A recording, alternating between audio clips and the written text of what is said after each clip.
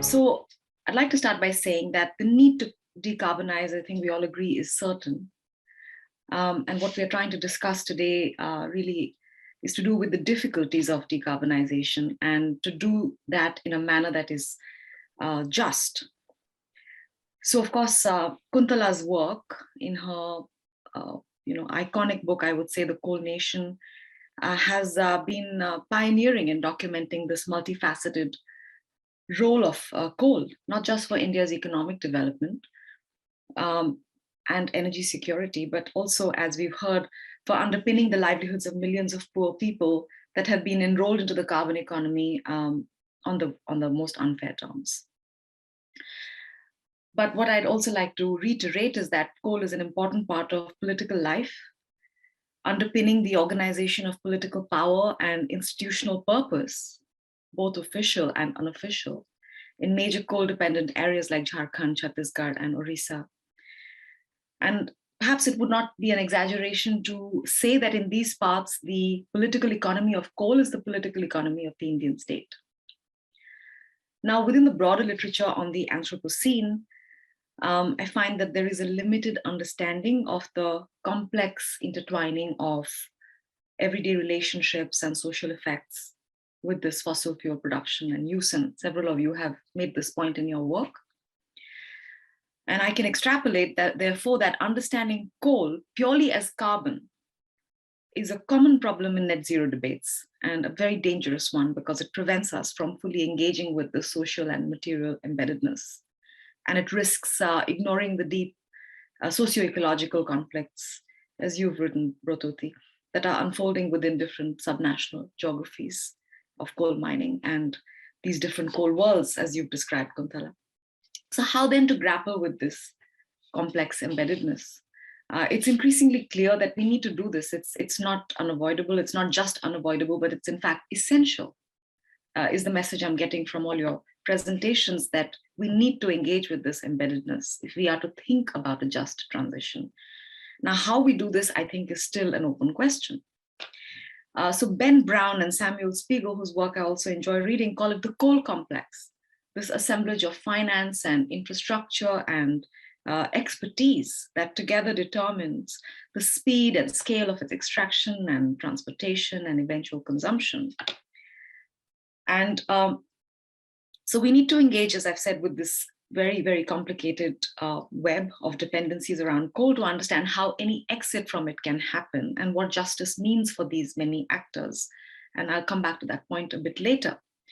Now, in her 2014 book, The Making of Low Carbon Economies, Heather Lovell argues that carbon production relies on networks comprising not only new and existing technologies or expertise or ways of doing, but also things. So pipes and wires and buildings and institutions. And as she says memorably, that were in place before climate change became a problem, and which continue to contribute to unsustainable infrastructure. So as we've discussed, Patrick, many times recently, the sheer footprint of coal over land in India translates to an unknown, nobody knows how many millions of hectares. So the task is clearly immense. And the challenge also lies in engaging with actors that are in themselves bound in very asymmetrical, power-ridden relationships. So informality, illegality, criminality, corruption, these are just some of the deep aspects of the political economy of coal.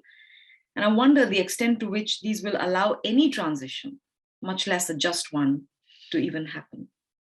And yet, there seems to be the strange disjuncture or disconnection between the different levels of talk about coal, just the talk. Globally, India's political leadership created ripples at the COP26 by pledging net zero emissions by 2070. Now, this might lead us to ask whether India is officially entering a new phase in its relationship with coal, with the seeming exit clause.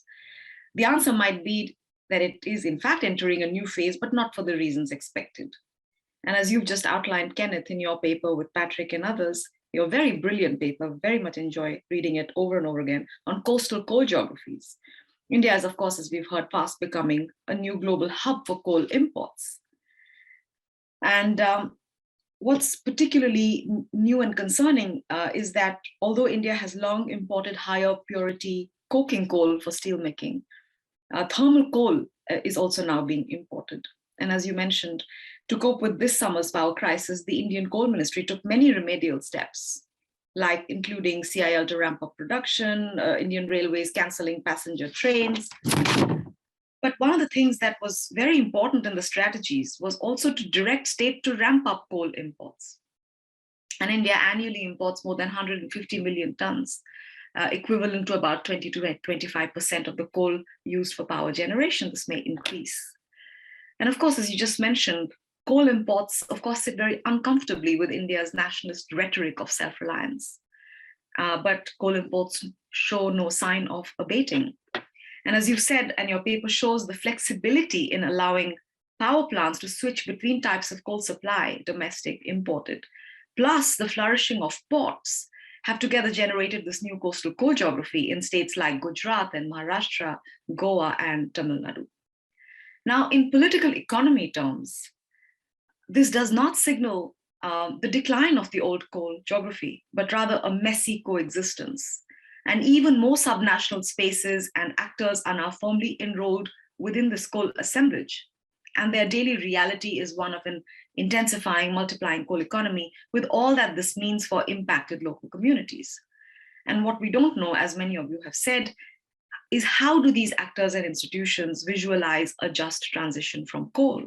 And with many coal companies themselves now operating globally, there is a longer chain of activities that connects the local with the subnational and beyond.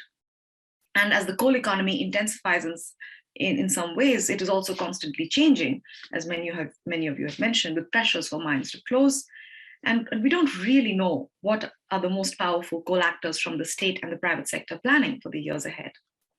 In an interview in August 2020, the coal minister announced that CIL is poised to become a net zero energy public sector undertaking, with plans for producing around 3,000 megawatts of solar power by 2023. What these plans mean on the ground in the historic areas where coal has been mined is still largely unknown. It has also just been announced, as many of you may have seen, that the Union Coal Ministry is to have a just transition division funded with a $1 billion assistance package from the World Bank. Now, while the details of this are yet to unfold, a 2021 interview with a coal ministry spokesperson appears to be prescient of the times to come. And I quote the ministry spokesperson who said, "Private sector producers will benefit from a methodology that manages the wind down of coal operations so that land and assets can be repurposed to new uses. Adopting a just transition framework for all of India will open the door to private sector actors engaging in new commercial activities." End of quote. Now, the casual entry of the most powerful stakeholders in the coal economy into the renewable energy sector signals the arrival of net zero as a golden economic opportunity. Only a few days ago, the Adanis, in a tweet, announced their plans to establish a think tank on the climate crisis that will push the cause of renewables and look at the issue from the developing world. I think this sums it all. It's at this point that we need to ask ourselves what kind of just transition agenda is being orchestrated by the most powerful voices in the country, and what other alternative spaces exist. And I think investigating justice claims, as you do in your paper, Brototi, is an excellent place to start. And as you note, there is no explicit commitment to phase out from coal. The prominent lines of public discourse on the subject of an energy transition veer from national developmentalism and energy security, which frequently appears also as global environmental injustice to India's right to global carbon, on the one hand, to technological optimism around the entry of renewables on the other. And I think what's plain for all of us to see is the concentration of opportunities for select private capital that enjoys a good relationship with the current dispensation. Importantly, there is still no visible public debate on decarbonization outside elite policy think tanks and the English language media, although this may well be changing, and I do think this needs investigation. What is the vernacular press saying about this? At any rate, decarbonization is still not an adequate political issue, and certainly not in or around the sites where coal is being mined. On the other hand, there are continuing unresolved questions about justice relating to ongoing coal mining. As a Gond Adivasi activist in the Hasdeo Iron Reserve of Chhattisgarh reportedly said, and I quote, "They use our coal to generate electricity, and the shame is that we only recently got electricity 2.5 years ago. They say they cannot give us a railway or a telephone line because the forest is too dense. Yet there is now a coal train that runs through the forest all day, every day." End of quote. Questions of distribution and recognition in justice always go hand in hand, and one without the other is a bit like a half-full glass that we need to make up our mind about, empty or full. Kuntala raised the issue of trade-offs in a just transition. And to my mind, trade-offs have already been made, like between any kind of fairness or equity in the treatment of the poorest Adivasi groups and the so-called goals of development or modernization. Rototi's paper talks about transitional justice as claims of fairness that come up during the phase out. And I would add, shouldn't a just transition agenda first address existing questions of injustice? Can it really even claim to be just if it treats the field as level playing and then seeks to arbitrate ostensible claims between players that are actually fundamentally unequal? And this, I would argue, is the biggest danger of allowing technocratic arguments to dominate talk about just transitions. Let's swap one kind of fuel for another. And I think what makes this talk even more insidious is when activities legitimized under a just transition agenda adopt similarly violent and unfair tactics. As Brototi, you mentioned in your 2021 paper, I think very nicely titled "Walk Renewables, Talk Coal," with the adoption of large capital renewable energy projects. And I should just note that the existing mechanisms like district mineral foundations, CSR, the reports from the ground are very discouraging on the use of these funds. So just to sort of move to a conclusion here, what justice means right now needs to be vastly repurposed to ask what justice can mean. And in his book, Power Shift, Peter Newell talks about the need for carving out a political space for the redefinition of an energy politics around how energy is generated, by whom, where, for what, and for whom. How do we carve out this political space in the context of India? Now, Patrick, your paper outlines a very progressive agenda, precisely, to my mind, because it encompasses issues that are currently not within the political domain of discussion. And that's not a surprise because these concern questions of land and labor. As a senior official from the coal ministry said in a public webinar not very long ago, it's all about the land. As vast swathes of land currently under coal mining potentially becoming freed up, raising questions of employment as well as landscape restoration, as you mentioned, Patrick. But it really depends on how these questions are broached. Are they broached politically within a wider social democratic perspective, or are they broached within a business as usual green capitalism, greenwashing, status quoist approach, as seems to be the ongoing trend? Now, I've argued elsewhere on the importance of subnational extractive regimes, with differences around questions of political history, organization, the effectiveness of institutions, and how states manage resistance. And in my work with my co-authors, I have explored how each of these dimensions has a part to play in how extraction more broadly and coal mining more specifically in particular are enabled politically or facilitated. And I think it would be interesting for me to investigate the extent to which these dimensions are also structuring ongoing processes relating to a coal transition. There is a vast amount of political and institutional energy locked into coal, quite literally. We think of coal as energy, but what about the political and institutional energy that is encasing it?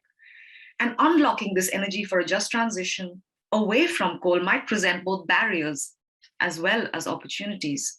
And I think it's imperative that as researchers, we get a handle on what these are. And the sooner we do that, the better. So I'll rest here. Thanks very much.